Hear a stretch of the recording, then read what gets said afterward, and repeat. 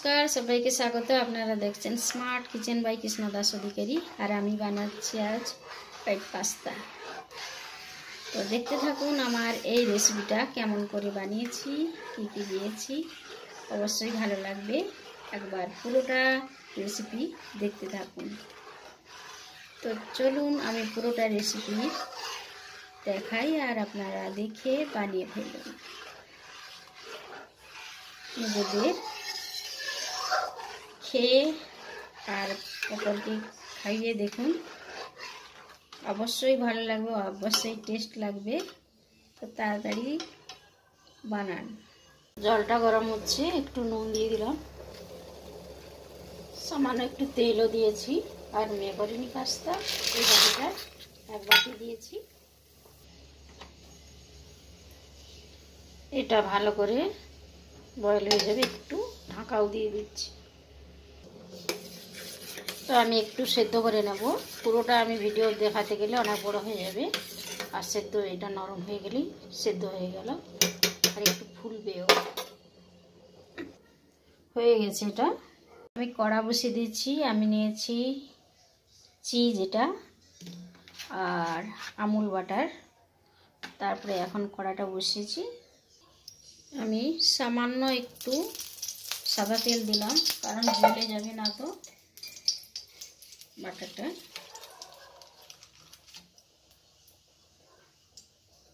এরপর একটু বাটার দিলাম।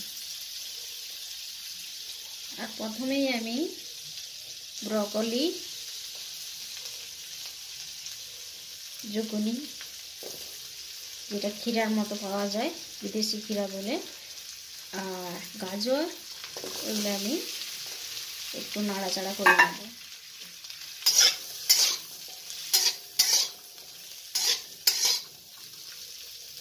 এটা এখন আমি উঠিয়ে নিলাম।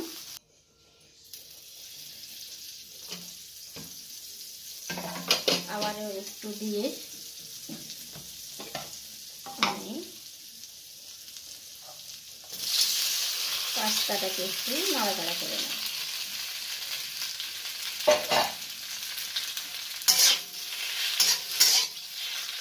তো পাস্তাটা ঠিকঠাক সেদ্ধ করে এমনি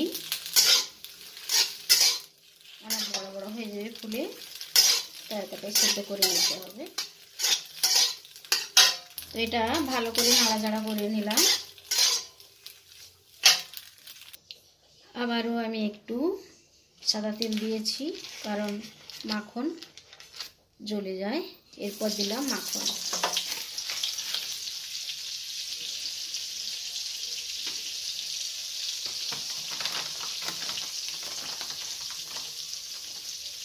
এখন দিচ্ছি ময়দা,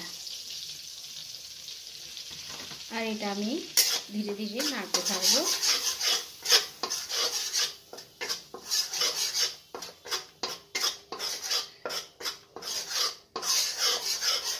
ভালো করে এটা ভেজে নেব। এটা নাড়তে নাড়তে ভাজাও হচ্ছে, এরকম ফুচকানি উঠছে, তার মানে এটা ভালো করে ভাজা হয়ে যাচ্ছে।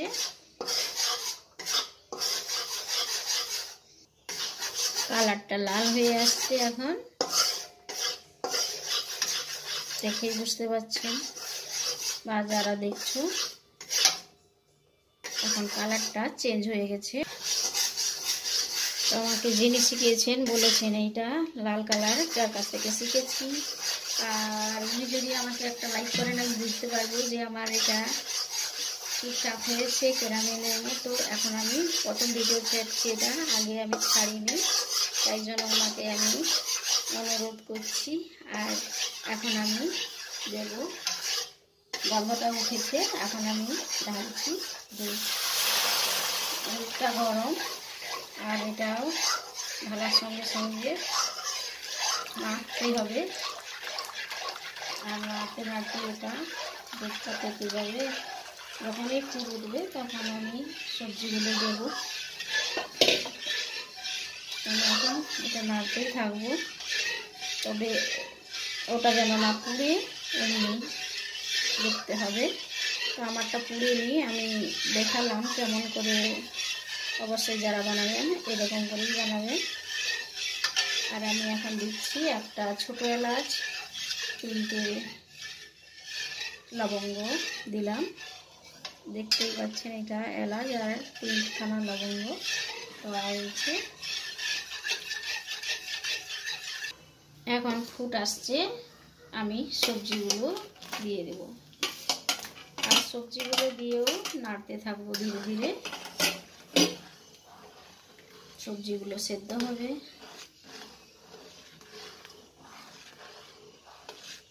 এলাচ লবঙ্গ পেস্তা না দিলেও চলে, দিলে দিতে পারেন। এগুলো না দিলে চলে, এলাচ আর লবঙ্গ পেস্তা। এরপর দুধ আছে 3 পাও, ম্যাকারনি পেস্তা 100 গ্রামের বেশি বলে দিলাম। এটা একটা পেঁয়াজ কেটে দিয়ে দিলাম আর একটা রসুনের কোয়া কুচিয়ে দিয়ে দিলাম। এখন দিচ্ছি স্বাদ মতো নুন। আর এটা অনবদ্য লাড়তেই হবে, না তো লেগে যাবার ভয় আছে। আর এটার মধ্যেই সেদ্ধ হয়ে যাবে। সব পাতলা পাতলা আমি কেটেছি। ওটা তখন না ভালো করে ওটা সেদ্ধ হয়, সেদ্ধ হলেই বুঝতে পারবেন যে সেদ্ধটা হয়ে গেছে একটু। তাছাড়া একদম যে খুব সেদ্ধ হয়ে যাবে তা না, এটা তাড়াতাড়ি এমনিতেই নরম হয়ে যাবে। তো আরেকটু আমি নাড়াচাড়া করব। এখন আমি দিচ্ছি একটু পেস্তা।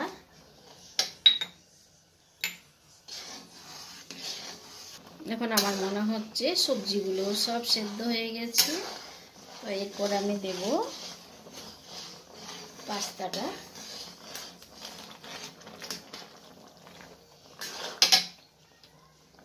তো দেখতেই পাচ্ছেন কি দারুণ হয়েছে।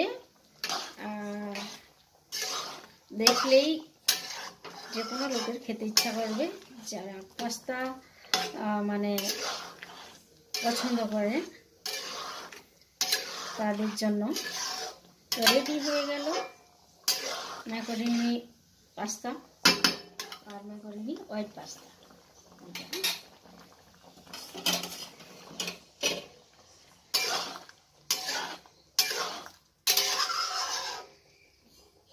তো রেডি হয়ে গেল, একদম তাড়াতাড়ি বানিয়ে নিন। আর একবার দেখুন ট্রাই করে কেমন, আর আমাকে কমেন্টে জানান, অবশ্যই কমেন্ট করে জানাবেন। এরপর আমি দিয়ে দিব চিজ।